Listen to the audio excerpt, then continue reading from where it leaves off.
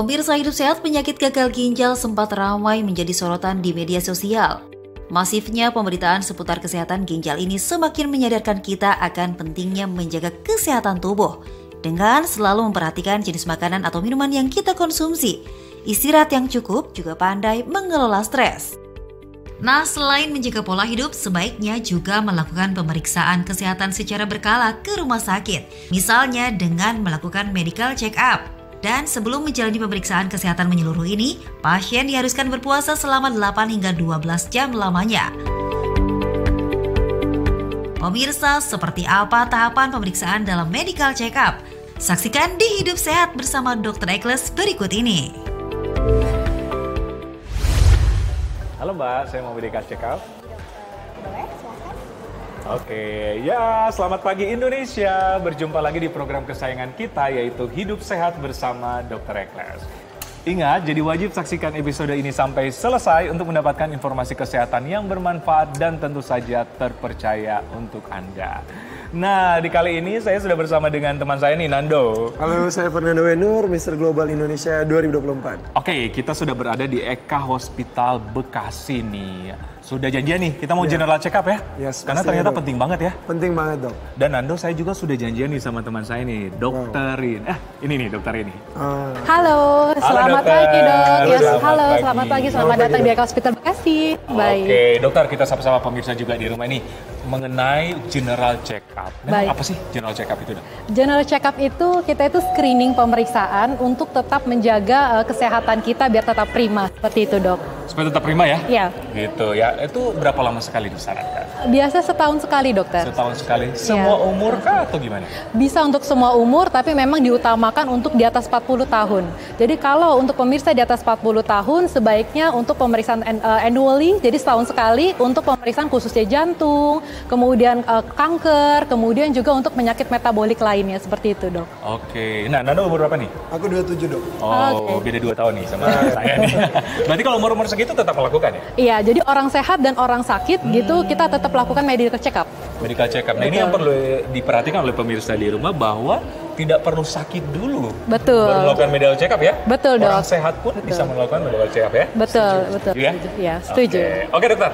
Kita ngapain sekarang? Kita akan melakukan pengambilan darah, kemudian ada pemeriksaan untuk tekanan darah dan yang lainnya kita akan mulai. Oke, siap dong. Mari dok. Mari. Nah, pemirsa, saya sama Nando ini udah ganti baju nih, siap untuk medical check up. Dokterin, pertama kita harus ngapain nih? Jadi sekarang kita akan ukur tensi dulu, Oke. kemudian nanti baru ukur tinggi badan dan berat badan nih. Mari. Oke, tensi silakan, dulu Dok. ya. Iya. Oke.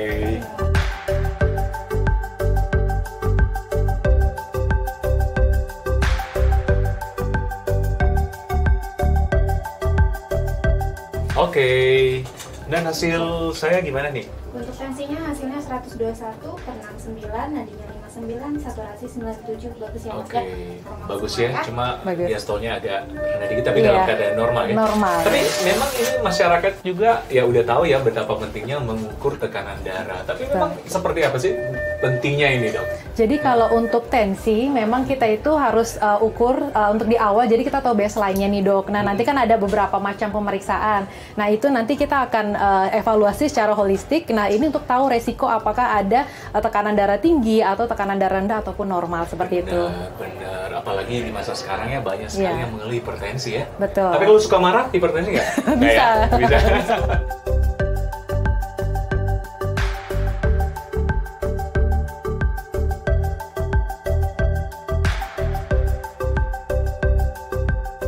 Oke pemirsa, nah sekarang kita udah berada di ruang sampling untuk pengambilan darah. Iya dok ya? Betul, betul. Nah memangnya pengambilan darah itu ya memang salah satu bagian dari pemeriksaan laboratorium ya? Betul. Fungsinya untuk apa dokter?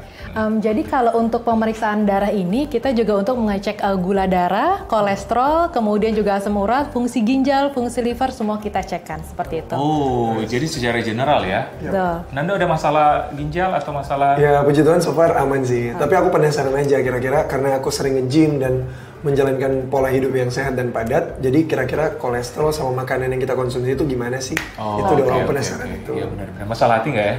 Aman sih. Dicek ya, bukan pemeriksaan. Bisa jadi ya mungkin ya. Dok, katanya kalau kurang tidur di hari biasa bisa digantiin jam tidurnya pas libur ya? Mana ada sih kayak gitu? Itu mitos atau hoax. Tidur tidak bisa digantikan.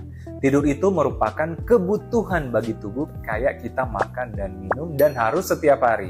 Disarankan 7-8 jam setiap malam. Karena fungsi tidur kan ada banyak ya. Untuk menjaga keseimbangan kimia di otak, untuk kesehatan mental juga, bahkan untuk daya tahan tubuh. Dan pada waktu tidur, regenerasi kulit juga bisa terjadi. Semoga menjawab.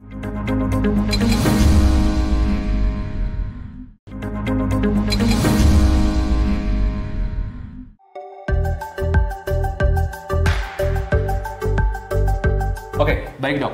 Memang kan dalam pemeriksaan darah kita bisa mengetahui semua ya. Betul. Mungkin pemirsa juga cuma mengetahui, oke, pemeriksaan darah cuma sekedar untuk cek kolesterol, gula darah, ya.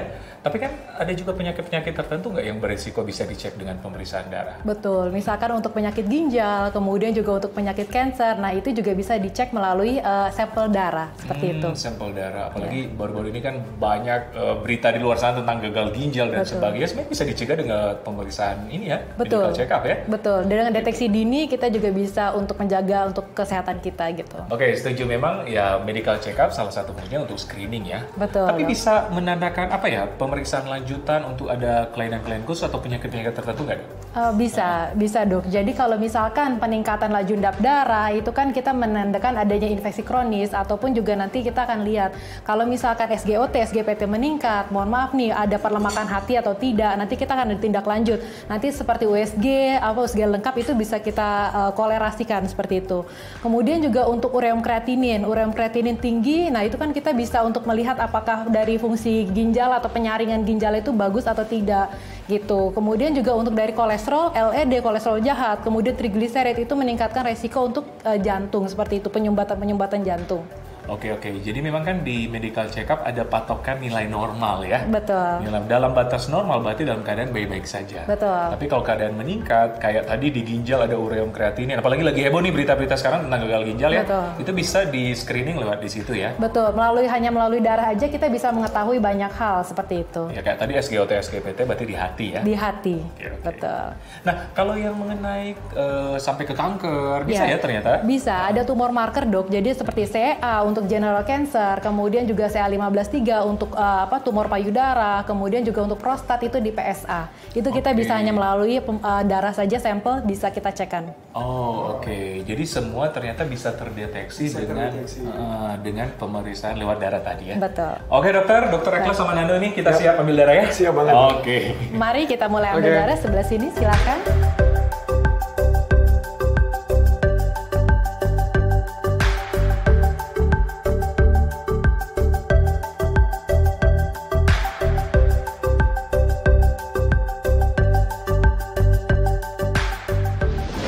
Dok, sekarang kita ada di ruang radiologi ya Mas ya. Nah, sekarang kita akan lanjutkan untuk pemeriksaan untuk USG seluruh perut, kemudian pemeriksaan untuk ronsen toraks juga atau ronsen dada. Oke, itu ngapain aja tuh dok?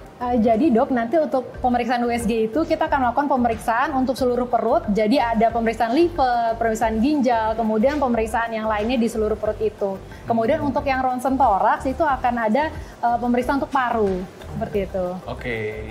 Yuk kita mulai aja yuk dok. Mari dok. Mas, mari.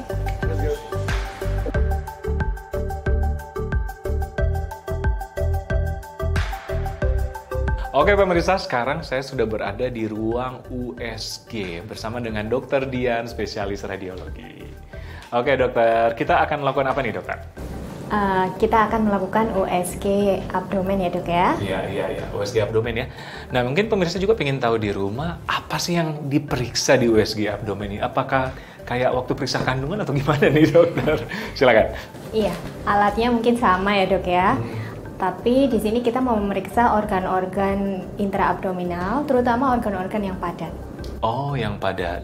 Nah di situ mungkin akan dilihat ya, apakah normal atau di luar batas normal ya berarti? Betul. Bila ada kelainan, dicurigai ada infeksi atau mungkin ada tumor gitu, nanti kita nilai masing-masing organnya.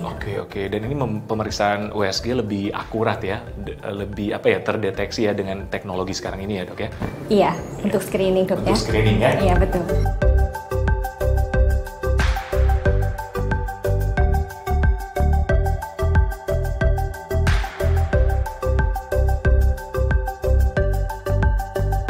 Dr. Ekles, ini pemeriksaan USG-nya sudah selesai ya dok ya. Mungkin ada yang mau ditanyakan dokter? Ya, mungkin apa dok yang diperiksa apa aja dok tadi ya? Tadi kita sudah periksa liver ya dokter ya.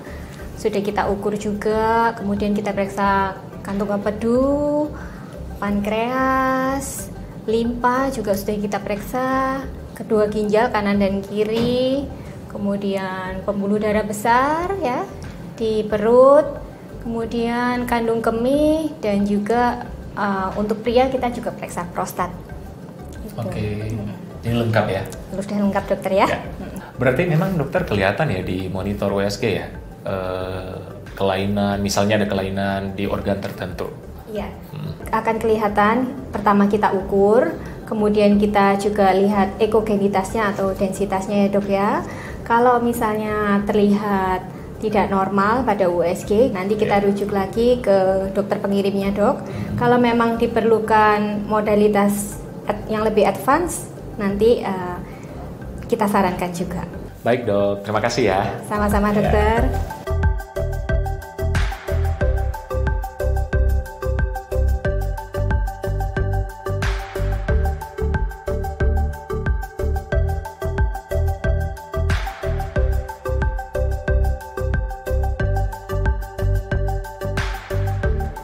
Udah dok, udah. Udah dong. Siap, mantap. Nah, pemirsa tadi saya sudah melakukan pemeriksaan USG abdomen sama ronsen toraks. Nando juga udah ya? Udah juga tadi. Aman, aman. Aman ya? Iya. Tapi masih penasaran sih sama hasilnya gimana. Iya, dan memang di sini kita di depan ruangan ronsen toraks ya memang ada kayak gini nih Nando. Iya. Hati-hati, sinar X dan sebagainya itu kita masuk satu-satu nih Betul, untuk betul. keamanan bersama. Yes. Oke, nah sekarang kita udah ini membawa untuk tampung urin kita. Jadi selanjutnya urin. kita akan melakukan pemeriksaan urin. Iya, Yuk, betul Nando. sekali. Beginilah cara lipat kaki dengan benar. Nah, sudah benarkah cara lipat kaki kalian? Ternyata lipat kaki yang salah bisa berpengaruh terhadap kesehatan. Saya sudah bersama Mbak Winnie nih. Kita contohin gimana sih cara lipat kaki yang benar? Cara lipat kaki yang benar, ini adalah posisi yang salah sebetulnya. Itu salah juga? Betul. Nah, kalau kayak gini? Nah, itu Salah juga? salah juga. Oh, Salah satunya ini adalah kan lipat kaki ala Korea? Salah ya? Oh, oke. Yang pertama kita tarik badan, Tarik kemudian 90 derajat seperti ini. Oh, gini. Oh, Bapak ini, oh gini ya, lipat kaki Ya. bapak-bapak berarti ya? Yap, Oh, oke. Ini yang benar ya? Iya. Dan diharapkan bisa mungkin selang-seling ya? ya. Nah, perbedaan saya dengan dokter apa coba? Dokter adalah salah satunya hamstringnya pendek, dan ini hamstringnya yang sudah turun. Nah itu harus di fisioterapis ya. Oke, nah hal sesimpel ini bisa berpengaruh terhadap kesehatan. Nah, apakah sudah benar lipat kaki Anda? Nah, penasaran saksikan di Dosen bersama Dr. Ekles setiap Jumat jam 9.30 di TV One.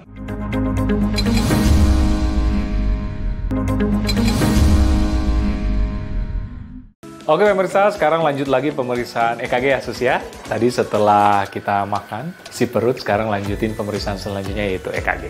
Gimana Sus? Posisi tidur ya?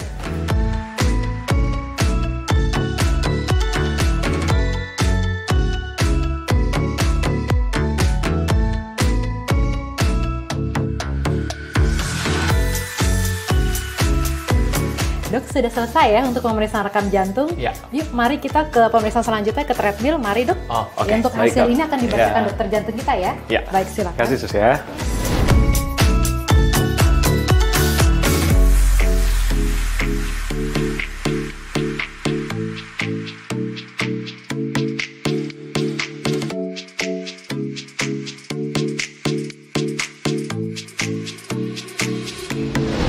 Selamat siang dokter. Salam kenal, saya Dedi, dokter spesialis jantung. Siap dokter Dedi. Oke, sekarang kita mau lakukan pemeriksaan treadmill ya. Nah dokter, sekaligus ini menjadi pertanyaan mungkin pemirsa di rumah nih. Kita kan ada di ruangan ada treadmill. Tadi juga saya udah melakukan pemeriksaan EKG ya.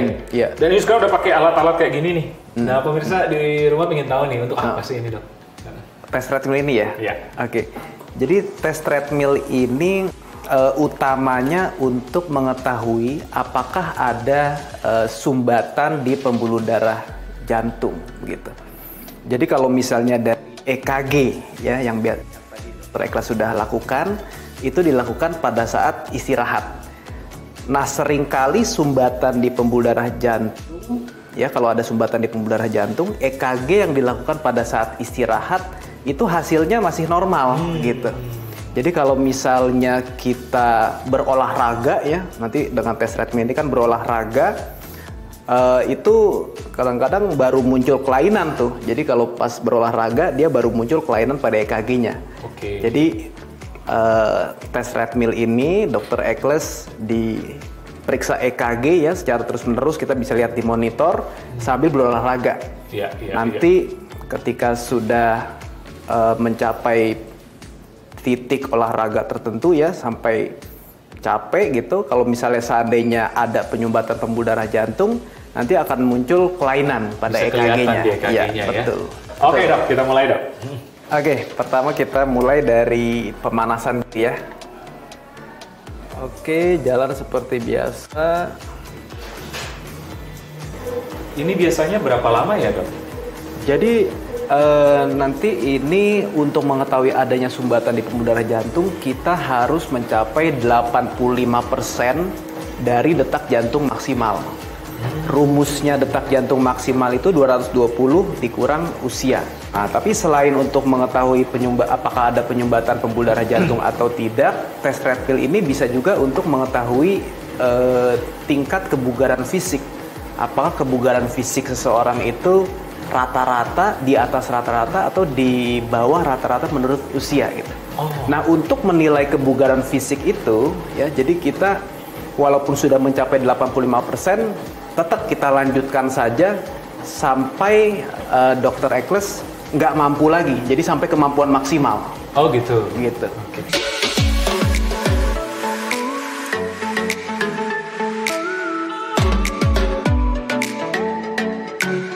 Oke dokter, ini kayaknya semakin lama semakin cepat. Iya. ini ada sudah stage ketiga namanya. Nanti stage abis ini dokter lari, lebih cepat lagi. Lebih cepat lagi. Masih kuat ya dok ya? Masih kuat. Jadi tiap berapa menit tuh? Tiap 3 menit tambah cepat dan tambah nanjak, derajat kemiringannya bertambah begitu. Kalau misalnya ada kelainan, kelihatan ya di layar ya? Iya, ini jadi dari grafik ini yang namanya segmen ST itu di sini nanti akan ada penurunan nih dok. Kalau misalnya ada penyumbatan, ini di segmen ST-nya akan terlihat adanya penurunan begitu. Dan kita juga bisa lihat di angka sini ya, namanya ST level. Ini kalau misalnya dia di bawah minus 0,1 milivolt, nah itu artinya positif. Positif artinya seseorang itu ada penyumbatan pembuluh darah jantung.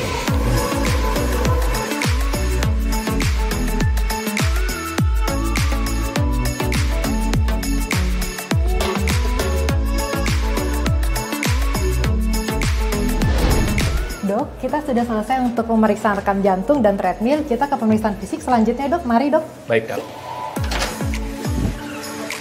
Oke. Siang dok. Siang dok. Dengan Linda.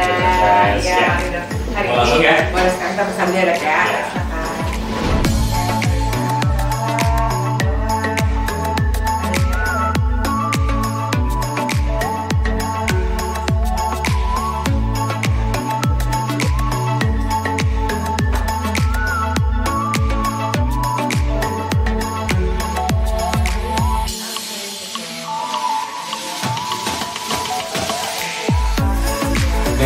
Terima kasih dokter.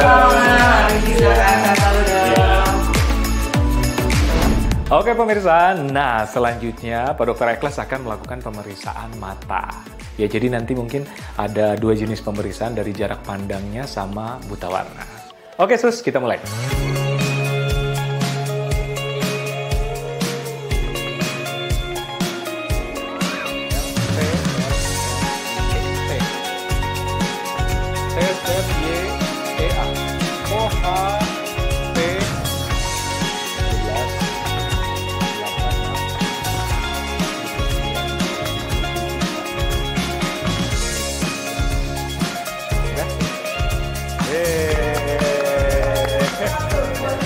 Gimana nih hasil pemeriksaan ini? Iya deh, udah semua ya dok ya, Ya. diperiksa ya.